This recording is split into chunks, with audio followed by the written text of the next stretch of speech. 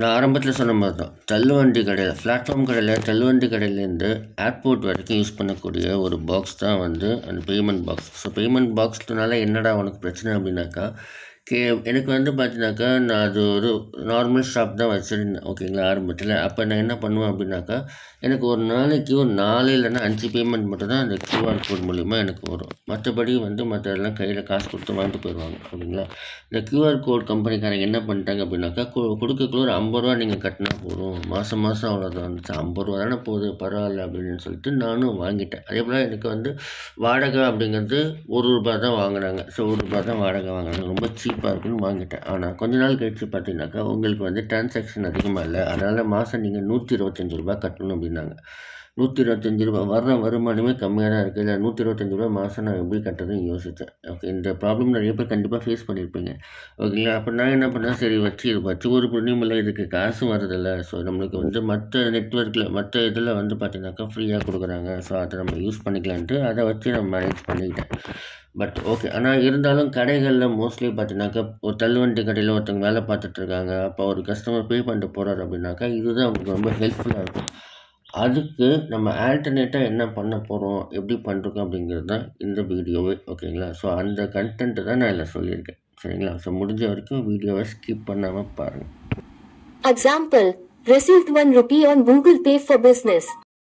Hello நண்பர்களே, வணக்கம். இன்றைக்கி ஒரு சூப்பரான வீடியோ பார்க்க போகிறோம். என்னென்னு பார்த்தீங்க அப்படின்னாக்கா, இந்த பேமெண்ட் மோட், அதாவது பேமெண்ட் நம்ம பண்ணுறோம் அப்படின்னாக்கா, நம்மளுக்கு வரக்கூடிய எஸ்எம்எஸ் வந்து ஒரு பாக்ஸ் மூலிமா வரும். அந்த பாக்ஸை எப்படி நம்ம ரெடி பண்ணலாம், பட் அந்த பாக்ஸ் யூஸ் பண்ணுறதுனால நிறைய பெனிஃபிட்னு சொல்லுவாங்க, பட் அதுலேயும் ஒரு ஸ்கேம் இருக்குது. அதுலேருந்து நம்ம எப்படி வெளியில் வரலாம் அப்படிங்கிறது இந்த வீடியோவில் சொல்லியிருக்கேன். ஸோ ஸ்கிப் பண்ணாமல் பாருங்கள். ஸோ நான் சொல்கிற விஷயம் நோட் பண்ணிக்கோங்க. இந்த ஸ்பீக்கர் வந்து ஒரு ₹15 வந்து வாங்கினேன் பழைய இரும்பு கடையில். ஸோ அதை வாங்கிட்டு நல்லா க்ளீன் பண்ணிக்கிட்டேன். க்ளீன் பண்ணிவிட்டு பார்த்தீங்கன்னாக்கா, இது வந்து ஒரு ஃப்ரண்ட்டு லெஃப்ட்டு அப்படிங்கிறது வருது. நான் என்ன பண்ணிட்டேன் அப்படின்னாக்கா, மேலே க்ளீன் பண்ணிட்டு மேலே வந்து பெயிண்ட் அடிச்சுக்கிட்டேன். உங்களுக்கு நல்லாவே தெரியும் நினைக்கிறேன். பெயிண்ட் அடிச்சுக்கிட்டு ஸோ உள்ளே இருக்கிறதெல்லாம் சுத்தமாக க்ளீன் பண்ணி எடுத்துட்டேன். இதுக்கு காம்பேக்டான ஒரு 5 வோல்ட் இன்புட் உடைய ஒரு ப்ளூடூத் மொடியூல் ஓகேங்களா. இது மார்க்கெட்டில் ஒரு 50 ரூபா 60 ரூபாய்க்கு கிடைக்குது. அடுத்தபடியாக பார்த்தீங்கன்னா 30 வோல்ட்லேருந்து 4.9 வோல்ட், அதாவது 5 வோல்ட் கன்வெர்ட்டர். ஸோ 7805 பதில் நம்ம யூஸ் பண்ணிக்கலாம். மூணாவதாக பார்த்தீங்கன்னாக்கா, TDA 2030 சிங்கிள் ஐசி போர்டு. இதோட இன்புட் வோல்ட் வந்து 12 வோல்ட். ஸோ இதுதான் நமக்கு தேவையான கம்போனன்ட்ஸ். அது மட்டும் இல்லாமல் ஒரு சின்ன கெப்பாசிட்டர் யூஸ் பண்ண போகிறோம் ஓகேங்களா.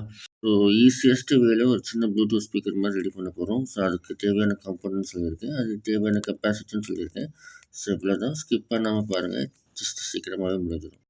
இது டிசி பவர்னால நார்மல் ஒயர் எடுத்துட்டேன் ஓகேங்களா. ரொம்ப திக்கான ஒயர் இல்லாமல் ரொம்ப தின்னான ஒயரும் ப்ளஸ் ஸ்ட்ராங்காக இருக்கிற மாதிரி இந்த ஒயர் யூஸ் பண்ணிட்டேன். ஸோ இது தேவையான அளவுக்கு நம்ம கட் பண்ணிக்கலாம் ஒயர்ஸ். ஸோ இப்படியே ஹெவியாக கொடுக்காம ஜஸ்ட் எவ்வளோ தேவை அப்படின்ட்டு நம்ம கட் பண்ணிட்டோம் அப்படின்னாக்கா நம்மளுக்கு எனர்ஜியும் சேவ் ஆகும். ப்ளூடூத்துக்கான ஒயரிங் வந்து ஃபுல்லாக முடிச்சாச்சு. அடுத்த ஸ்டெப் என்னென்னு பார்க்கலாம். அடுத்தது 5 வோல்ட் இன்புட் கொடுக்கக்கூடிய ஒரு மாடியூல், அதையும் நம்ம வந்து சால்வ் பண்ணிக்கிட்டு இந்த ப்ளூடூத் மாடியூலோட கரெக்டாக சால்வ் பண்ணிக்கலாம். ஸோ இப்போ வந்து TDA 2030 போர்டு, இந்த போர்டோட விலை வெறும் ₹56 தான். ரொம்ப அதிகமான காஸ்ட் கூட கிடையாது. சில வெப்சைட்டில் 35, சில இடத்துல 45 கூட இருக்குது. நீங்கள் சும்மா சர்ச் பண்ணி பார்த்தீங்கன்னா உங்களுக்கே தெரியும். ஸோ சிங்கிள் ஐசி போர்டில் வந்து ஒரு 15 வோல்ட், 15லேருந்து 18 வோல்ட் அவுட்புட் கொடுக்கக்கூடிய ஒரு போர்டு இது. ஸோ சவுண்டும் உங்களுக்கு ஓரளவுக்கு நல்லாயிருக்கும், குவாலிட்டியாக இருக்கும். சும்மா கரை அந்த மாதிரி அது வராது. அதில் இருக்க வால்யூம் அட்ஜஸ்ட்மெண்ட் பண்ணிட்டிங்கன்னா அதுக்கு ஏற்ற மாதிரி நம்மளுக்கு வந்து சவுண்ட் நல்லாயிருக்கும். ரொம்ப அதிகமாக வைக்காதீங்க, நார்மல் 75% வச்சா சூப்பராக இருக்கும். ஸோ நம்மளுக்கு தேவையான எல்லா வயரிங்குமே முடிஞ்சிருச்சு. இதுக்கப்புறம் அசம்பிள் தான். ஸோ பாக்ஸில் வந்து பார்த்திங்கன்னா க்ளூ கம் வச்சுட்டு நம்ம அழகாக பேஸ்ட் பண்ணால் போதும். நம்ம வந்து ஒரு அனபாண்ட் அந்த மாதிரி எதுவும் போடணும் அவசியம் இல்லை, ஜஸ்ட் ஒரு க்ளூ கம்மே போதும். அதை அந்த மாதிரி நார்மலாக வச்சு அப்ளை பண்ணிவிட்டு ஒட்டிட்டோம்னால நல்லா ஸ்ட்ராங் ஆகிரும். ஸோ இப்போ ஃபஸ்ட்டு ஒரு ஸ்பீக்கர் செய்கிறோம் அப்படின்னாக்கா, அதுக்கு ஏற்ற மாதிரி அந்த காம்போனன்ட்ஸ்லாம் வச்சா ஸ்பீக்கர் டிஸ்டர்ப் ஆகாமல் இருக்கிறதுக்கு நம்ம என்ன யூஸ் பண்ணலாம், எப்படி யூஸ் பண்ணலாம், ஃபஸ்ட்டு அந்த பொசிஷன் கரெக்டாக வச்சுக்கிட்டிங்க அப்படின்னாக்கா உங்களுக்கு ஈஸியாக இருக்கும். அதுக்கப்புறம் எனக்கு கனெக்ட் பண்ணுறதுக்கு கஷ்டம் இல்லாமல் இருக்கும். அதே போல் வயரிங் எங்கே வருது, ஸ்பீக்கருக்கான ஒயர் எப்படி அவுட்புட் எடுக்கிறது, எல்லாமே கரெக்டாக யூஸ் பண்ணிட்டிங்கன்னா போதும்.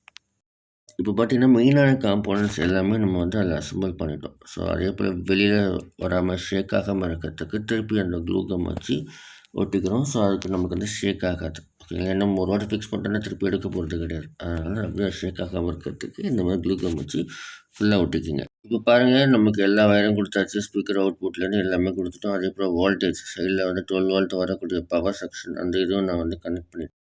இதுக்கு நம்ம க்ளூ கம் வச்சு யூஸ் பண்ணலாம். இல்லைனாலும் அதில் ஒரு நெட்டு மாதிரி கொடுப்பாங்க. அதை போட்டு நல்லா ஃபுல் டைட் பண்ணிட்டீங்க அப்படின்னாக்கா அந்த சாக்கெட் 12 வோல்ட் சாக்கெட் வந்து வெளியில் வராது. ஸோ நம்ம ஸ்ட்ராங்காக இருக்கும். இப்போ வந்து அந்த கெப்பாசிட்டர்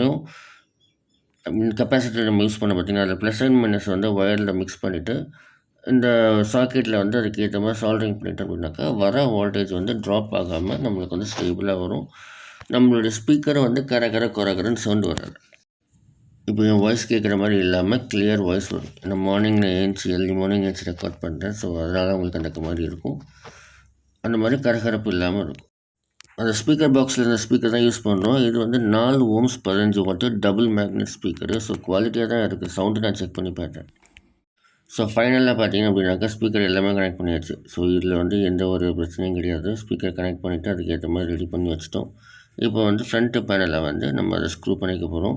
நம்ம இந்த ஸ்பீக்கரை ரிலேட்டடான ஸ்பீக்கரை யூஸ் பண்ணிக்கலாம். இல்லை இந்த பாக்ஸில் ஃபிட் பண்ணுற எந்த மாடல் ஸ்பீக்கரை நம்ம யூஸ் பண்ணிக்கலாம். எந்த பிரச்சனையுமே கிடையாது. ஓகேங்களா. ஸோ குவாலிட்டி வைஸ் நல்லாவே இருக்குது. நம்ம டிசி பவரில் தான் யூஸ் பண்ண போகிறோம். பேட்டரியில் யூஸ் பண்ண போகிறதில்ல. அதனால் நல்ல குவாலிட்டியாக இருக்க ஸ்பீக்கர் யூஸ் பண்ணிட்டாலே ஈஸியாக இருக்கும். QR கோட் மூலிமா ஸ்கேம்னு சொல்லிட்டு வேறு கண்டென்ட் போடுறேன்னு நினைக்காதீங்க. ஆக்சுவலி கண்டிப்பாக இது தேவை. ஸோ அதை தான் உங்களுக்கு சொல்லிகிட்ருக்கேன். அடுத்தடுத்த ஸ்டெப்பில் உங்களுக்கு கிளியராக எக்ஸ்பிளைன் பண்ணுவேன். ஓகேங்களா. ஸ்கிப் பண்ணாமல் பாருங்கள். ஸோ இன்ட்ரோலேருந்து வந்த விஷயங்கள் இப்போ வந்து கண்டினியூ ஆகும். ஸோ இதையும் ஸ்கிப் பண்ணாமல் பாருங்கள். ஓகேங்களா. ஸோ இந்த மாதிரி அவங்க கேட்கக்குள்ளே என்னாச்சு அப்படின்னா மாதம் என்னால் எனக்கு பேமெண்ட் கட்ட முடியல. ஓகேங்களா. பாக்ஸு நான் யூஸ் பண்ணல. தேவையில்லாமல் உங்களுக்கு எதுக்கு நான் 125 ரூபா பே பண்ணணும் அப்படின்னு ஒரு எண்ணத்தில் நான் அந்த பாக்ஸ் யூஸ் பண்ணவே இல்லை. வர காசே வந்து பார்த்திங்கன்னா 50 ரூபா 60 ரூபா அதிகபட்சம் பார்த்தா அதே 125 ரூபாக்குள்ளே தான் வரும். இவங்க போட்ட உடனே அந்த அமௌண்ட் எடுத்துருவாங்க. ஸோ அதனால் என்ன பண்ணிட்டேன் அப்படின்னாக்கா அந்த பாக்ஸை சுவிட்ச் ஆஃப் பண்ணி வச்சுட்டேன்.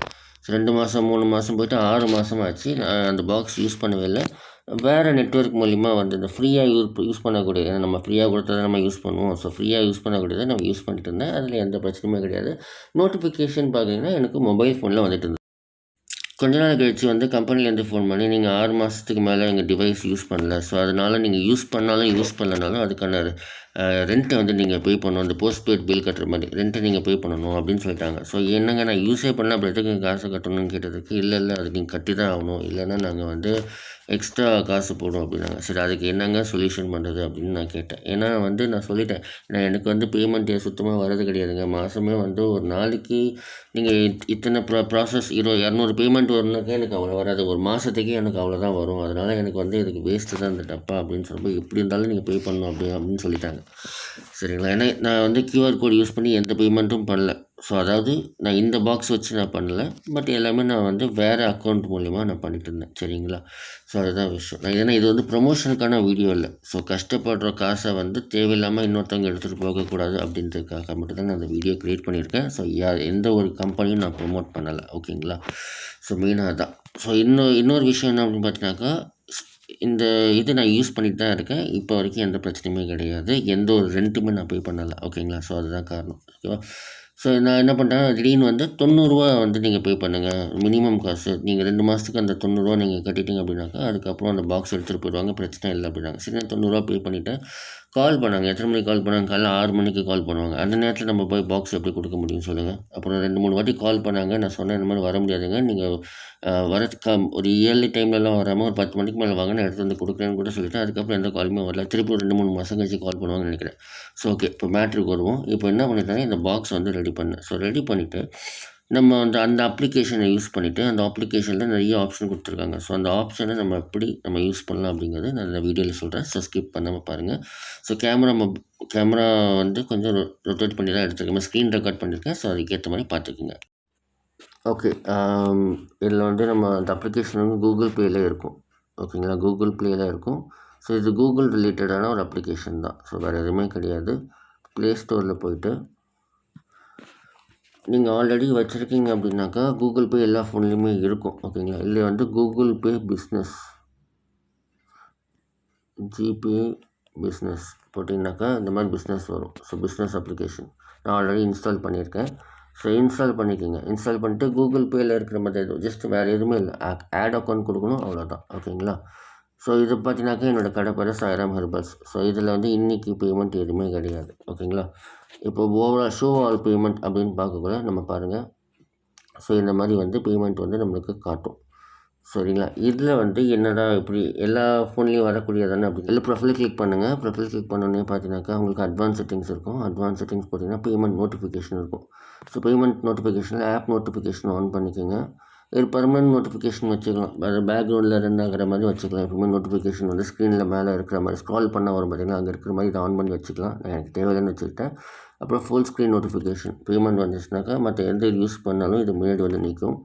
பேக்ரவுண்ட் பேட்டரி யூசேஜ் இதை போட்டு வச்சுட்டாக்கா நம்ம எப்பவுமே இது ஆன்லேயே இருக்கும். ஓகேங்களா? அந்த மாதிரி வாய்ஸ் நோட்டிஃபிகேஷன்ஸ் இதுதான் மெயின். இதை வந்து ஆன் பண்ணி வச்சுக்கலாம்.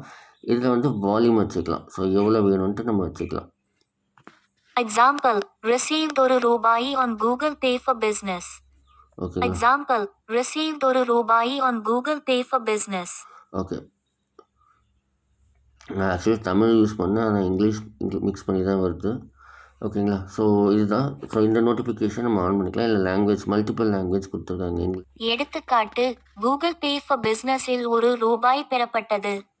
ஓகே, அவ்வளோதான். மற்றபடி வருமா கிடையாது. இது தேவையான எல்லா லாங்குவேஜ் நம்ம ரீஜனல் லாங்குவேஜ் எல்லாமே இருக்குது. ஹிந்தி, கன்னடா, மலையாளம், தெலுங்கு, தமிழ், மராத்தின்னு இருக்குது. ஸோ நம்ம எது வேணால் யூஸ் பண்ணிக்கலாம். ஓகேங்களா? ஸோ பிரச்சனை கிடையாது.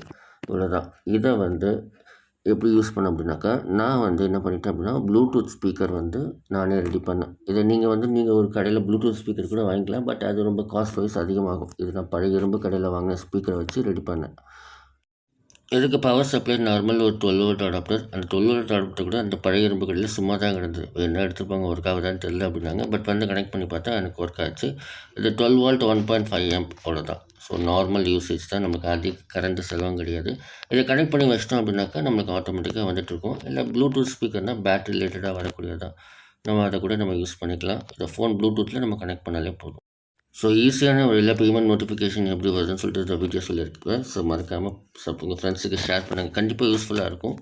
ஸோ இது ஒரு சிம்பிளான வே தான். ஒரு ப்ளூடூத் ஸ்பீக்கர் வாங்கலாம், இல்லைனா நீங்களாக ரெடி பண்ணலாம். அது உங்களோட விருப்பம். ஸோ அது சம்மந்தப்பட்ட வீடியோ தான் இது. கண்டிப்பாக உங்கள் ஃப்ரெண்ட்ஸுக்கு ஷேர் பண்ணுங்கள். ஏன்னா நிறைய பேர் ஷேர் பண்ண மாட்டீங்க. அதனால தான் திருப்பி சொல்கிறேன். உங்கள் வீடியோ உங்களுக்கு பிடிச்சிருக்கும். இதே போல் நிறைய இன்ட்ரெஸ்டிங் வீடியோ நம்ம சேனலில் வரும். மறக்காமல் சப்ஸ்கிரைப் பண்ணி வச்சுக்கோங்க. Have a nice day.